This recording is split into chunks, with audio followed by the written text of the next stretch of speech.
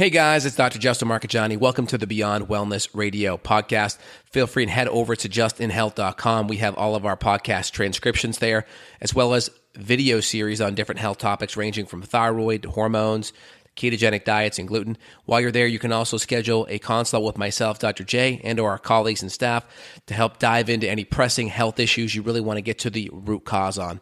Again, if you enjoy the podcast, feel free and share the information with friends or family, and enjoy the show.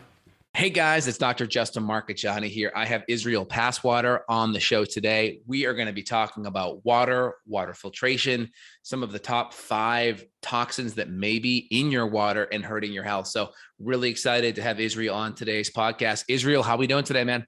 Doing good, man. Thanks for having me, Justin. It's great to be here. Absolutely. Really excited to have you on.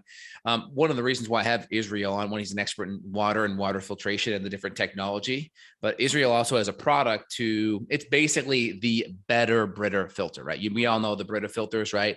The problem with them, they make the water taste a little bit better, but they don't filter out a lot of the other toxins. And Israel, it's a product that actually filters out more of the toxins. And it's a kind of a low cost product to kind of get into the water filtration space. And I'm really excited. I talk about whole house water filtration, a lot of countertop, reverse osmosis systems. Those are great. They also involve a little bit of install. You may not be at a property that allows you to do it. So this technology allows you to do it passively, just like a Brita filter for your fridge, but gets more of the toxins and more of the crap out of the water. And we're going to go into the technology and some of the things that we need to be avoiding in our water to have healthier metabolism. So first off, what's the number one thing in water today that needs to be filtered out that could be hurting our health? That's a great question. It depends on who you ask. From our perspective, fluoride would probably be the number one because it's in about 75% of the water supply internationally and nationally. So that's one that we believe to be, and science has shown that there are issues or questions, at least, on the long-term effects of that. So typically when people are looking for like a water filter, they'll come about us. They'll say, I'm looking for best water pitcher that filters fluoride or heavy metals or whatever it is. You look on the news and you say, oh, there was a contamination outbreak and there's lead in the pipes and it's in the water supply. That's where, good parents like us will go and say, okay, well, I need to find a solution to that.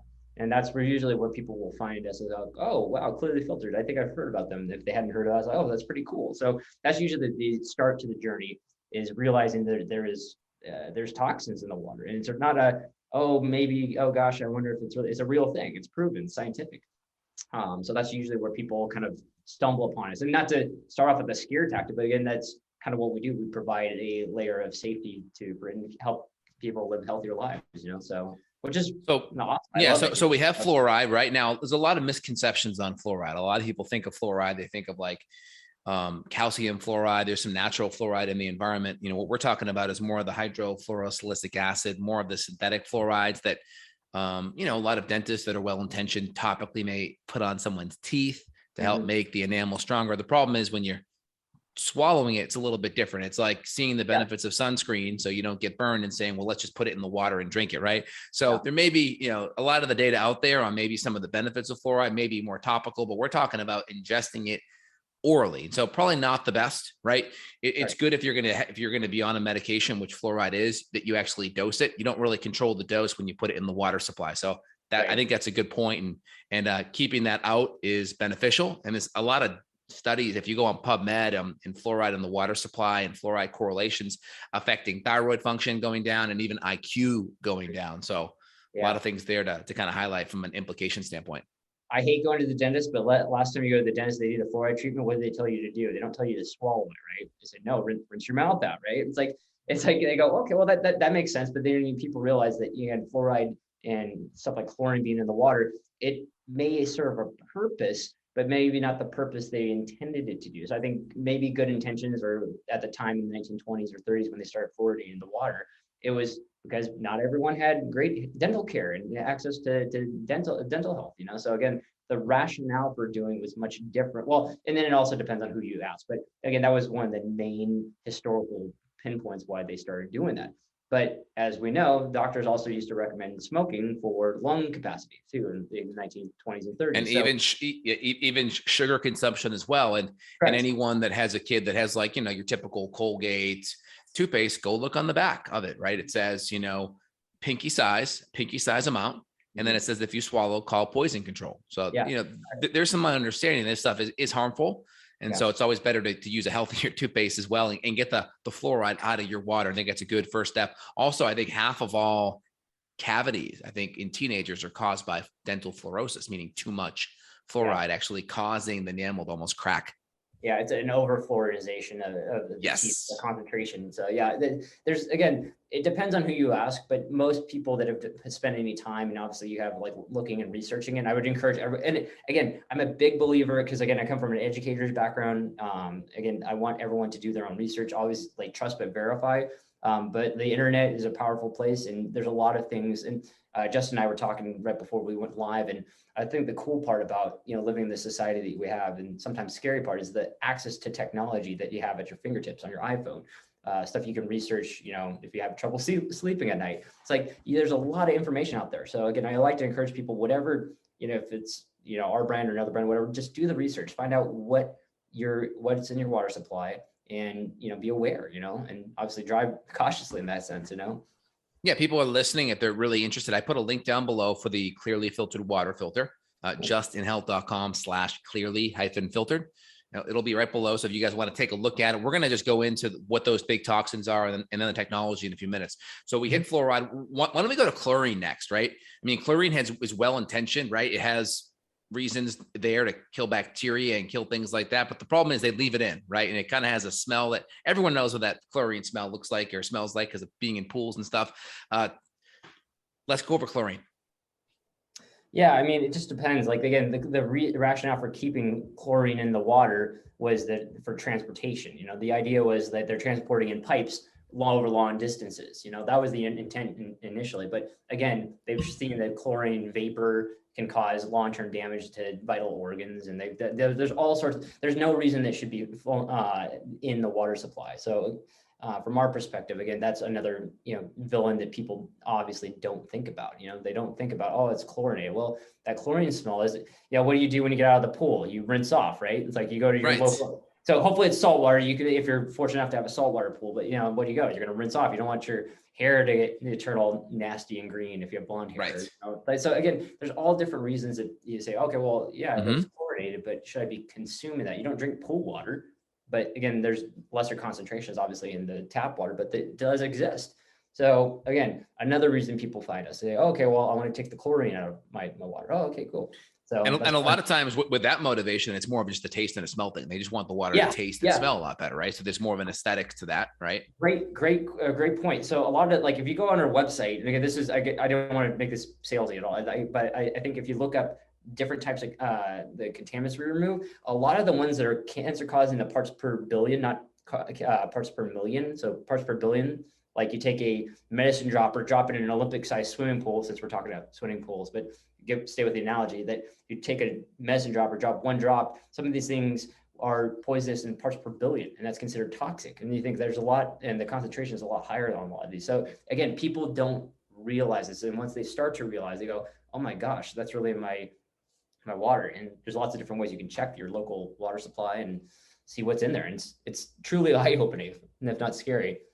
Oh yeah. And being a functional medicine doctor, I'm very concerned about gut health. And I know chlorine has a lot of negative impacts on the microbiota in the gut too. Yeah. Oh, I forgot one other thing I was going to say. A lot of the things you were talking about, like odor. So like for chlorine, like chlorine taste and odor is pretty standard. Like when you look at the industry for like water filtration, kind of like benchmark, it doesn't really mean it's doing much, but it's like, oh, it tastes good. Okay, great. It must not be toxic. The problem is most of the things that are cancer causing and, all sorts of detrimental things, like you can't smell it. They're odorless, they're tasteless, and you can't see them because they're microscopic. So that's kind of going around with the illusion of safety. But again, a lot of the times you can't see something that's going to potentially be very harmful for you and your family. And it's scary, but it's true though. So when people say, oh, it tastes fine. Okay, well, or like, I think my water tastes fine because I live next to an aquifer or something like that. Again, the assumption is it's safe.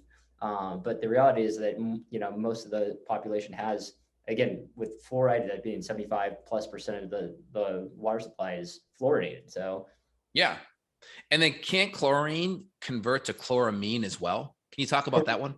Yeah, I'm trying to remember the process, but yeah, it can interact and the interaction sometimes can have detrimental effects as well. I'm blanking on the term, and if you can prompt me, that's fine. But the point is, these things shouldn't be in the water supply anyway. So yeah, but yeah, so typically that's how people find out about us or start thinking about us, and that's where we come in as like a really good option, you know. So it's like, yeah, you know, I'm looking at your success pyramid, you know, like a lot lies underneath the surface, and that same thing with water filtration. Yeah, it makes sense because they're putting a lot of these compounds in there because they're trying to prevent, the bacteria getting in the water along the way. But in the end, you're going to drink it, and so it makes sense that there is some kind of end stage filtration that we put that water through before it goes in our mouth. And we know if chlorine's affecting bacteria in the water, well, what about all the 8 pounds of bacteria in our gut? Yeah. So it makes sense. We know 80% of our immune system's there. So it's going to have negative impact with our microbiome, our immune function. So it's good that we have ways to get it out. Especially if you're immune compromised too. That's a real significant topic, you know, for people that are like, yeah, I or just sensitive to certain things, you know. 100%. There you go. That's our website. So I just pulled up on screen first thing. We hit the first thing we talked about was fluoride. We talked about fluoride and the fluorosilicic acid, right? The hydrofluorosilicic acid. We talked about, obviously the percent removal. This is great. And this is all confirmed via lab testing. Is that correct? Yeah, correct. Yeah, that was the thing I was going to touch on too. Whatever you choose. Okay, so like when I'm talking to people that may or may not know about us or have, a medium interest in water, filtration, they say, well, okay, well, how do you compare to brands X, Y, and Z? And you go, okay, well, we do actually, if you go on our website, we actually have a few comparisons, like how we compare to like Berkey or AquaTrue or some of these other brands that, might be larger companies, might have, bigger marketing budgets, but again, when it comes down to it, it's all what the testing is proven to do. And then how was it tested? Where was it tested? And then what are the standards? So again, the cool part about our filters is they're tested at an EPA and NSF certified laboratory. We test stuff all the time. We actually just recently updated our pitcher testing. So now we're up to 273 known contaminants. Oh yeah, that's a cool video too if you want to check it out, like the red dye test. But it just kind of gives a powerful visual of, what our filters are doing. And again, imagine the red dye being toxin X, Y, toxins. Yeah, exactly. Yeah, so the cool part, again, our filters are tested, they work, and again, we feel we have the best option in this space. And again, we're not the only option, but we're probably the best as far as when you're looking at water pitchers, especially, or point of use systems like our under the sink or inline filter for your refrigerator. I mean, we have bottles. So we kind of fit it in the niche of between hey, I don't want to put it in a whole house system because there are some good whole house systems, as you and I were kind of chatting about. Yeah. But I want something portable. I want something I can take with us. Something I'm renting a house and I want to be able to have clean and safe water for my family. We fit in really well there. So. Excellent. Very cool. So let's continue to hit. So we talked about fluoride. We talked about chlorine, which I think is really important for all the reasons we mentioned. Chlorine right here. 99.5, and also the chloramine, which is a metabolite too. So we're knocking a lot of these down. Let's go into the plastics. I think this is really important because the microplastics. So you have different plastic compounds, BPA, various estrogen chemicals. You could probably put pesticides, perfluorated chemicals in there, different chemicals, pesticide runoff. Yeah, a lot of the time they think, well, how do microplastics or pesticides end up in the water supply? Because when you think about it, it's I see, neighbors of ours out there with Roundup, and which is equally horrible, but they're spraying, killing weeds and stuff like that. You go, but what people don't understand, over long periods of time, that ends up and seeps into the water supply. And then local municipal water department doesn't necessarily have the tools in order to filter that out, So again, the assumption of, hey, it's safe, or with microplastics, a lot of industrial runoff, we build and create things, and that ends up also in the water supply too. So there's a lot of different ways because of runoff and seeping and leaching over long periods of time that can come downstream to us. So again, things that we're just becoming more clear about, more intentional about. I think that's what people go, oh my gosh, there's actual pharmaceutical drugs, or another one, like how do pharmaceutical drugs end up in the water supply? Well, exactly. And with a lot of these chemicals too, a lot of times they're still like piping that's plastic, Yeah, there's still some plastic piping. So a lot of these things may be running through that as well. which are not BPA free, as we know. So, Yeah. and again, BPA is been linked to all sorts of nasty stuff too. So again, it's really just kind of like a systemic, like aha moment, like, oh, there's a problem with my water supply potentially. Oh, okay. Tell me more about that. And that's typically where people will, like I said, like gravitate to, and again, gravitate, it doesn't have to be us, but again, we are certified to remove more contaminants than most of your top brands, So again, we feel like we have the best mousetrap, to use the term you and I were talking about. And again, sometimes, people ask me like about a compound we haven't tested for. I go, you know what?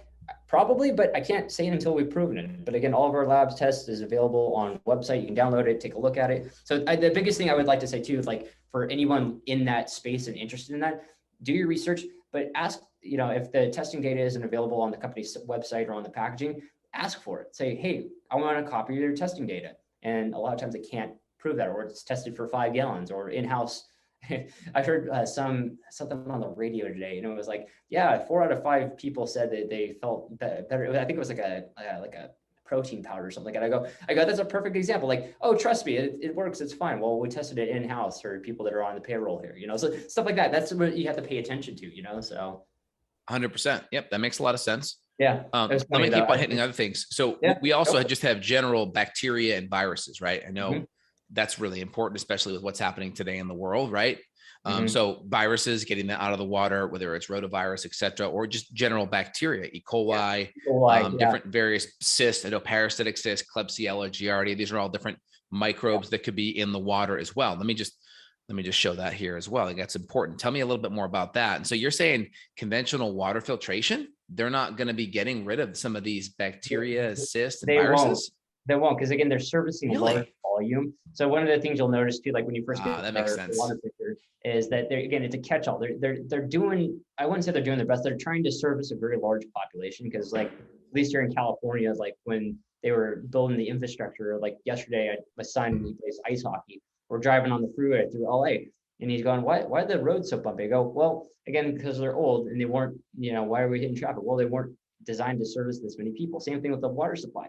Again, when California's infrastructure was built, 100 years ago, it wasn't planned. They weren't planning on having this many people live here. Again, great place to live, weather-wise, but again, from an infrastructure standpoint, for water filtration, like, you're servicing a lot of customers, and they can't. Again, that's why good filtration takes time. So like, people will notice like, oh, wow, how long does it take to fill up your water pitcher? Usually about 10 to 15 minutes. They go, oh, wow, that's kind of slow. I go, no, it's actually good, because it's doing its job. So it really just depends on how you look at it. But again, trying to service a bigger bigger net, but again, it's letting some of those particles and contaminants through, because again, they're not set up to do that. And that's okay. But knowing that, you can say, okay, well, I got to take the next layer, the next step, in order to protect my family and myself, so. That makes sense, because it takes a while for water to fit through. And if you're trying to get millions of gallons out, it's going to be pretty costly. And it makes sense to filter it at the source, where it's coming into the home. So it's almost like this should be just something that everyone should have anyway. So they're trying to make the water like decently clean, so you don't get really sick taking it in, but it's still not going to have the health properties that we need overall. Right. And that kind of goes with the assumption of like, okay, so like I have, even if you have like a whole house system, some of them are rated at different rates, and some of them aren't rated at all. So it really like depends on it. So again, that's the first step. But the second step typically is like, people like, oh, well, I have a refrigerator, a LG refrigerator that's got a filter in it, and it has a light that goes on when I need to replace the filter. And they say, oh, cool, great. And they ask the same question. I go, well, what is the filter actually doing? And they kind of have the deer in the headlights look like, I don't know. I have no idea. And they go, well, it's again, the assumption of safety, the illusion of safety is like, oh, it's a filter. Okay. It's like a seatbelt. Well, was it crash tested? I don't know. It's the seatbelt though, so, but again, I'm kidding. It might be a poor analogy, but like, that's the kind of assumptions that we walk around with, like, oh, okay, it's got a filter. Okay, cool. Well, what does it do? I have no idea. But exactly, that's the cool part, is that we do have an idea, and we can prove it. Yep. And we kind of already highlighted the herbicide. This is a big deal, because pesticide runoff, it's coming in from different farms. It's going into our water supply. Yeah. And again, this is like a wide category, right? I mean, there's all kinds of organopesticides, and these affect our nervous systems. They are hormone disruptors, so they can really throw off hormones. So this is a big one, right? Any comment on the herbicides at all? pesticides? Yeah, I mean, especially typically, like when someone's asking about herbicides and pesticides, we have a lot of mothers are asking about that, or expecting And mothers. we're getting 99.99% out. So this is great. Yeah. So this is really significantly reducing our reduction. And just not to cut you off, but Well, these things are really powerful at very low doses. So you don't need a lot of it to affect your body, right? Correct. Yeah, they get the effective dose or the I don't want to say lethal dose, but yeah, it doesn't take a whole lot in order to do a whole lot of damage. And that's again a scary thought, 100%.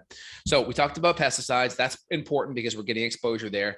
I would say the next thing, we talked about pesticides and herbicides. They're kind of in the same camp, right? Kind of in the same camp there. I would say the next thing after that I think is really important will be medications.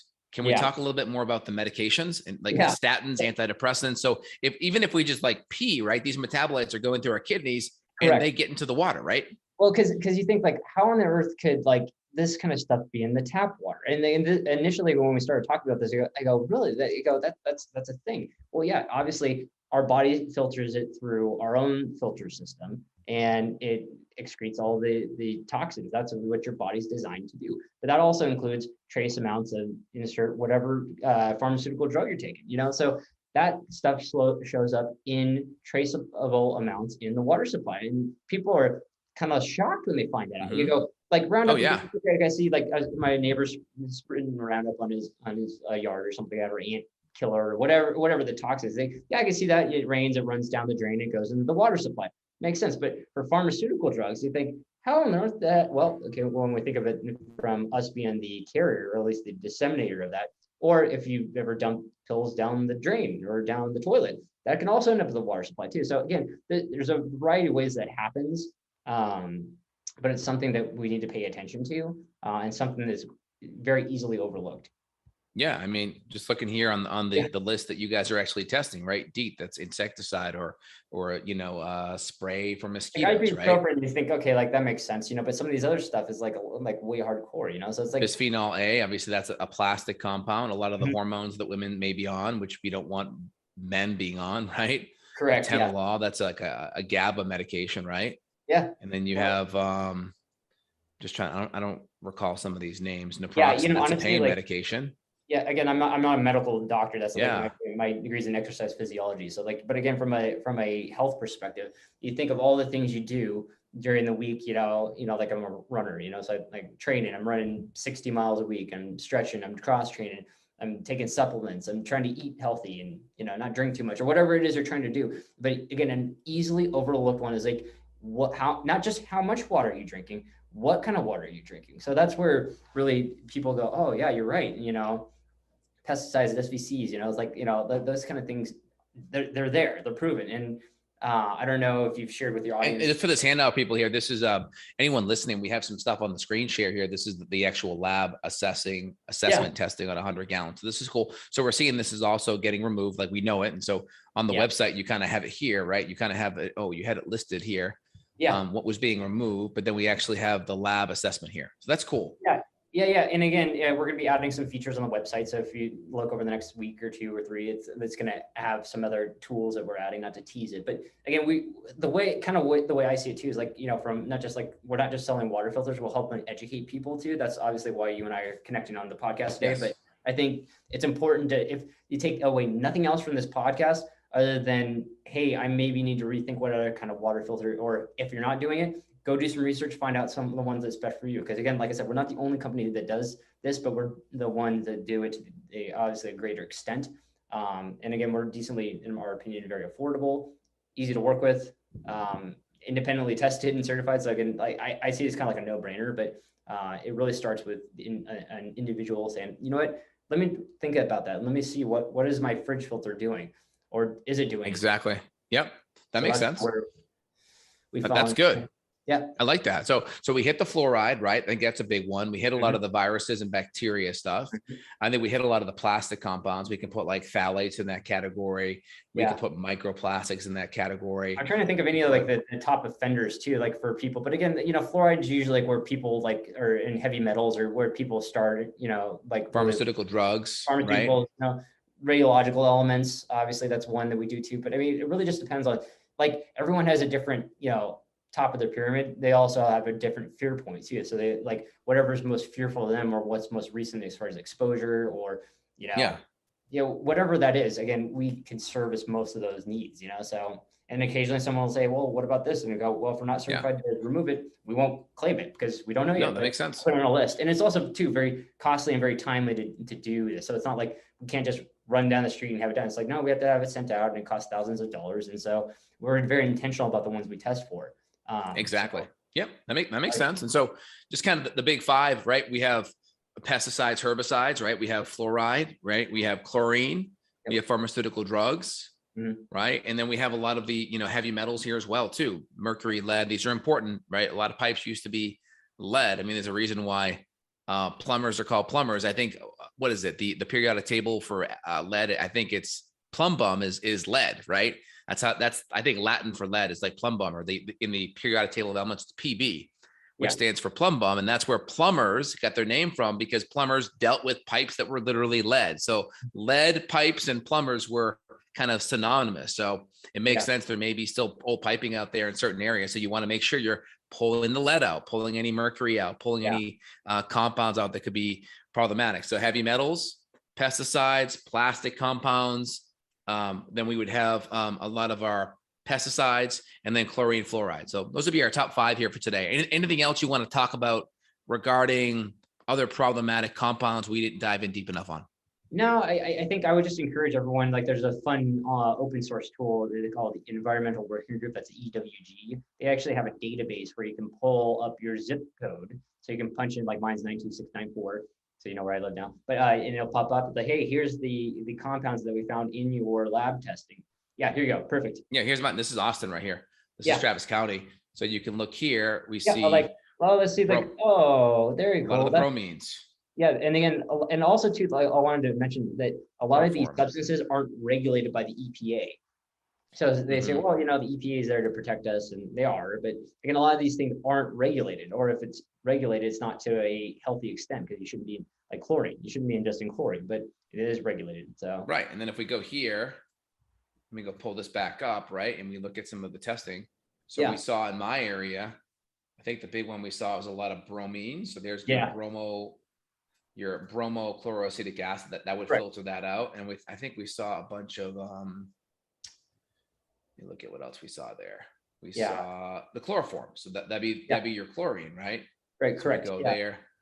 And that's the kind of the fun part, is because you can thumb through it. And our goal too is to be as transparent as we can, And so like I said, if there's something we haven't tested for, we just say, you know what, we haven't done that, we'll put it on a list, and we're constantly building a list, and we're constantly retesting. Like I said, we retested our pitcher this year, and we're gonna be doing the same thing with our inline filters. But again, everything we're certified to do is like what we have proof of, and it's like, and here's your chloramine, and here's your chlorine. So it's then you can kind of go in there and say, okay, cool, like at least have some coverage for some of these issues. So that's good. High levels of chromium too.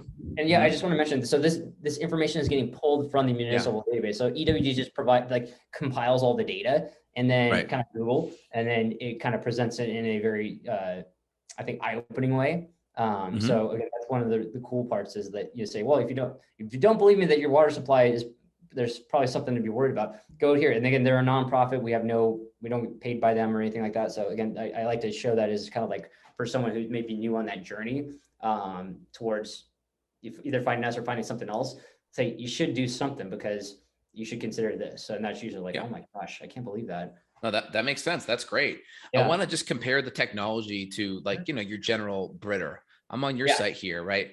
Where's the best way to go see that? I know that you have like a comparison on here. Is it featured picture? Is that where it's at? Yeah, the comparison. I'm trying to think where the comparison are. Shoot, I should know that. It's not like I went through here earlier and I saw it and I thought it was really good. So I'm gonna putter around here as we're chatting to see if I can pull that up here. And I'm trying to think. We have like a blog section, excuse me, that like really showcases like some interesting articles, like us versus Brita, us versus AquaTrue, us or insert brands. Again, like I said, we're not the only people that do water filters, but again, kind of goes through like how. Here it is, right here. I got it right here. So there's your clearly filters, standard carbon, zero water. So let's just kind of go through the big thing here.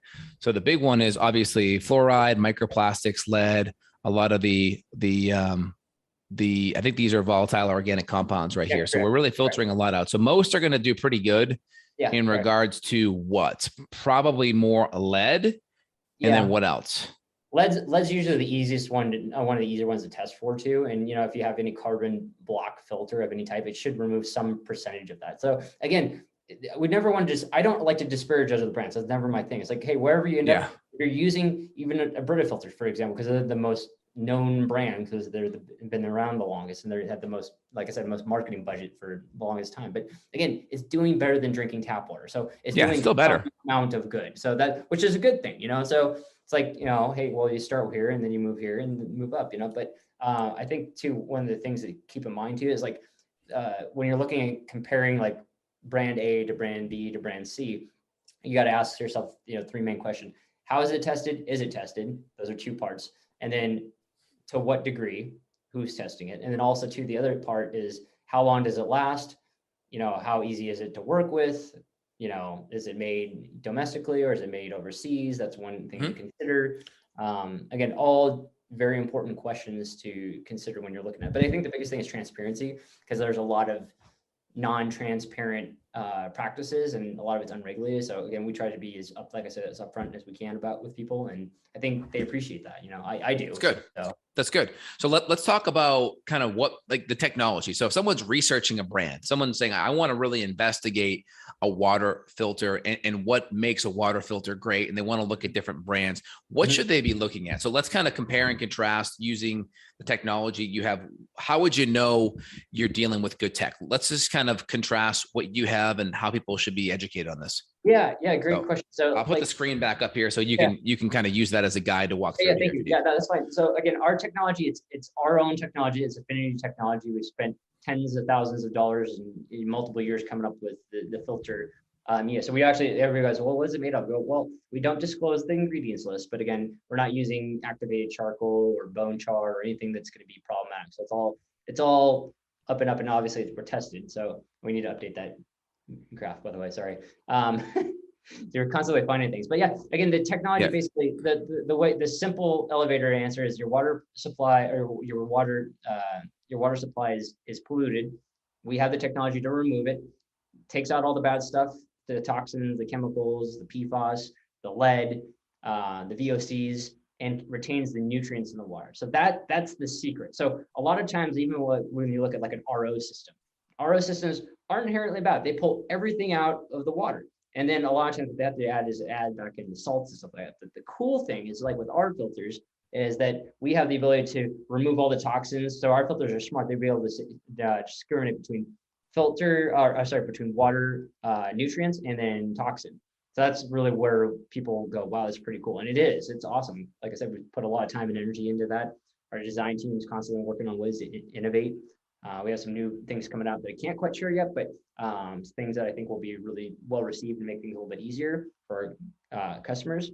But the big thing is we know how to remove the bad stuff, keep the good stuff in. And the other stuff too, like I was saying, like with RO systems, they're about 75% less water efficient. So for every clean gallon of water it makes, it wastes 3.5 gallons. So for us, we don't do that. So we're also eco-friendly. Again, all of our stuff, like you see, our testing data is fantastic. It's independently third-party tested and lasts a long time. So again, we see it as like a slam dunk for the right person who's obviously open to that. But again, when you're looking at different types of filters, like I was mentioning, like our pitcher filter, it takes 10 minutes to fill the reservoir. Well, it's doing its job. So sometimes fast is not a good thing. So exactly, and I love the water pitcher because one, it's not expensive at all. Especially when we know how important water is to our health. This is like, it's just about prioritizing our health and knowing that like 70% of your body's water and we need to make sure it's clean, right? We're literally swimming in our water. And if it's clean, then that's great. If it's toxic, then it's poisoning us. So that's a problem. And some people are in apartments and they're traveling and they don't have the ability. So I love the ability to bring it with you and just put it in your fridge. So I like this as a great option here. Can we talk? So talk to me about the technology. So we have phase one, there's some kind of a medium, it's flowing through, like other brands are using charcoal or bone char. You have your kind of medium that's a non-toxic medium that it's moving through. And then what's there after that? Like what's the next step? So there's some kind of a filtration medium. What's the next level up after that? As far as for our filter or other people's? Yes. Yeah. Well, it's just for yours. And then in general, what would other people have?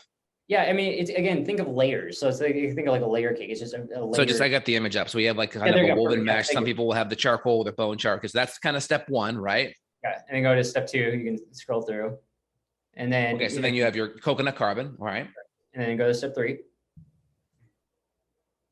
and then the composite shell kind of like holds it together and stuff like that. So again, again, even if we gave you the ingredients list, like Coke, for example, like no, they keep that under lock and key. Like, what's the secret, recipe for Coke? We know Right. that Right. part of it's sugar, part of it's this, that, and the other thing. But again, we could give you the ingredients list, but the way it's put together, that's really what Yeah. comes together. So again, not the first people to come up with the idea like this, but again, we have the best one. So, but again, think of it like a meshed layer that get woven together. And again, it's how it's put together and what stage and how it's composite and whatnot. I could say much more than that, but again, that's really Got it. So most people are just primarily having the stage 2, right? It's a kind of a stage 2 yeah, thing. or yeah, And then yeah. you kind of have your patented two, page 1, yeah, right, with your mesh, and then you have the stage 2, and then you obviously your stage 3 compartmentalizes it all. That makes sense. most Okay. most All right. filters, you're not going to take them apart and say like, how is this put together? It's more like, how fast is it doing? Is it doing it? And does the water taste good? Again, that's just literally like the way I would have looked at it before we started Clear Filter. Like, oh, okay, it's going through.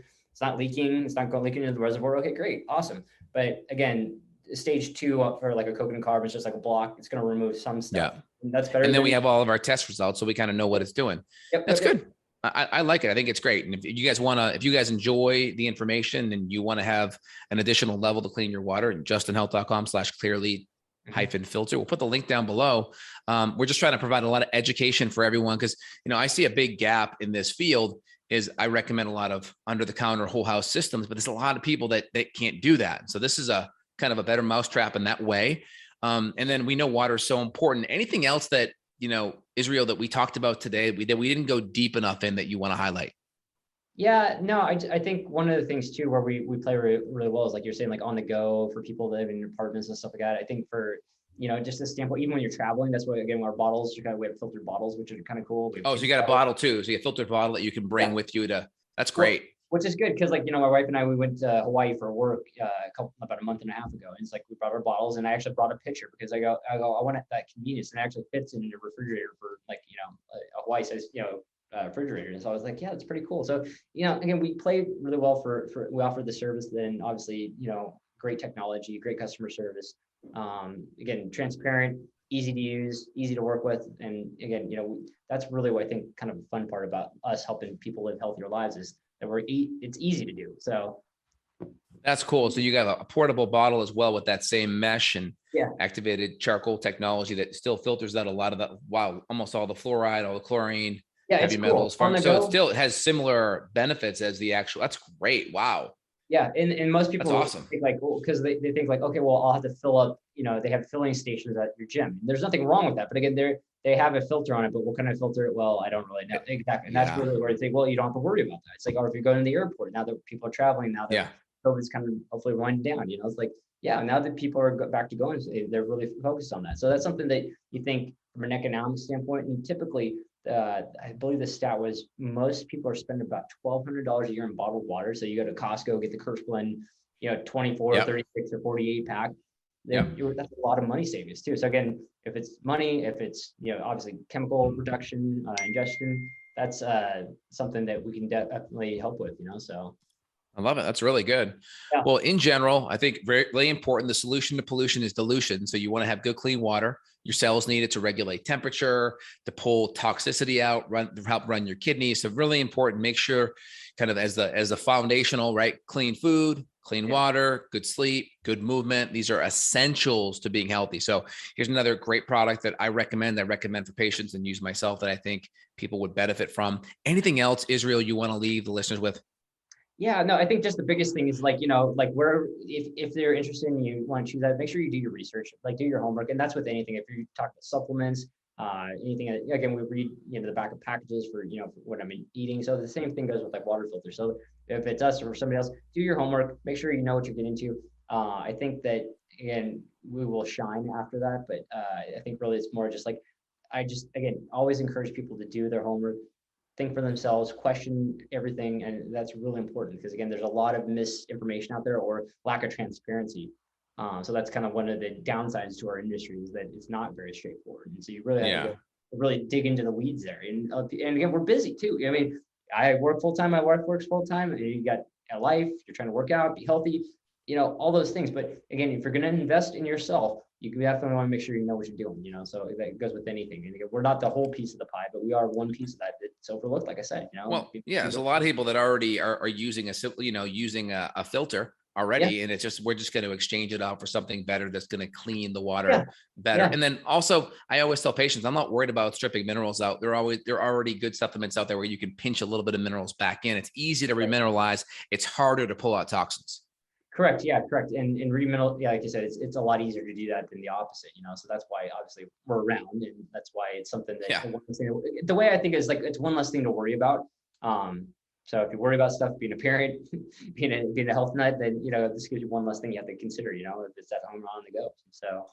Yeah, anytime you can set like your health habits on automatic, you're like, okay, I'm just plugging this in, and then I'm just going to continue with my routine. And then now I have a higher quality food or a higher quality water.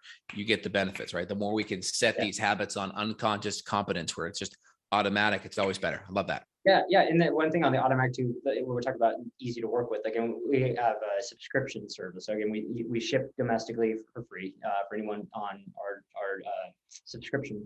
And basically, the cool thing when you talk about like not having to remember things, I forget everything, so I have to have everything written down or a calendar reminder.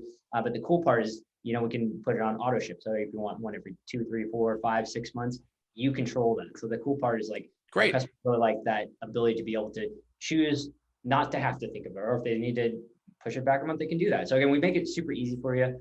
Again, we have a really great customer service team, and we take good care of everybody. So I think, again, that's one less thing that I have to worry about. Imagine like, you have that with a tire rotation. Somebody automatically does that for you instead of having to go down the tire shop, get the oil change and tire rotation. So we want to make it easy on you, but that's also powerful to know that you have full control of that too. So very good. Anything else, Israel, you want to leave the listeners with? No, I thank you for your time. I'm excited. I'm glad I get to be part of your audience and here with you guys today. And if they have questions, I don't know if you want to funnel through you to me, but again, I can give you all my contact info. You can share that later too. And I'm happy to be of a resource to you if I can. And any questions, guys, put them in the comments. That'd be awesome. You can always come back around on the YouTube video and respond back. And if you guys enjoy, I'm always trying to hunt down good products. And this is definitely one we can add to that list, everyone. And then justinhealth.com/clearly-filtered. And I'll put the link down below. If you're driving, just go down below, first link, click it, and you're good. All right, Israel, phenomenal chatting with you. Thanks for dropping all these knowledge bombs, and have a phenomenal day. Thanks, Justin. Good to see you, man.